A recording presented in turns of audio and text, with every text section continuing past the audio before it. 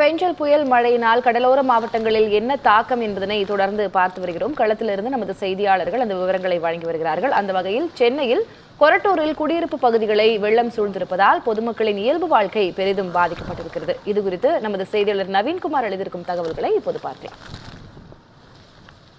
புயல் எதிரொலியாக கொட்டி தீர்த்து வரும் கனமழை காரணமாக கொரட்டூர் பகுதி தற்போது தனித்தீவாக காட்சியளிக்கின்றது.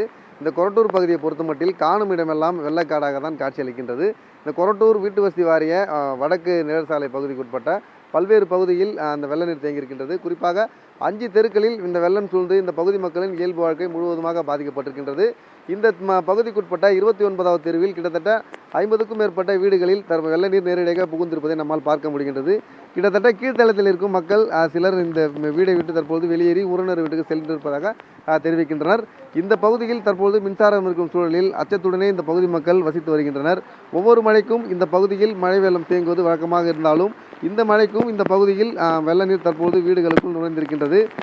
குறிப்பாக கழிவு நீரோடு மழைநீர் இரண்டுமே சேர்ந்து இந்த குடியிருப்புகள் தேங்கியிருப்பதால் இந்த பகுதி மக்கள் கடுமையாக அவதியடைந்து வருகின்றனர். இந்த தேங்கி இருக்கக்கூடிய தண்ணீரில் இந்த குப்பைகள் அடித்து வந்திருக்கின்றது.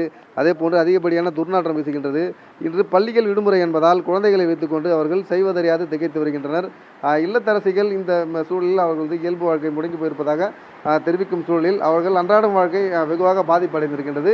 கொரட்டூர் பொறுத்த மட்டில் ஒவ்வொரு மழைக்கும் இந்த பகுதி வீட்டு வசதி வாரிய பகுதி கடுமையாக அவதிப்படும் சூழ்நிலை வருகின்றது. இந்த மழையும் இந்த பாதிப்பு விட்டு வைக்கவில்லை. மாநகராட்சி சார்பில் தடுப்பு நடவடிக்கை அதே போன்று வெள்ளத்தை அகற்றும் பணி மேற்கொண்டு வந்தாலும் வீடுகளுக்குள் நுழைந்த தண்ணீர் வடியே கிட்டத்தட்ட 2 தினங்கள் ஆகும் என இந்த பகுதி மக்கள் தெரிவிக்கின்றனர். புதிய தலைமுறைக்காக நவீன்குமார்.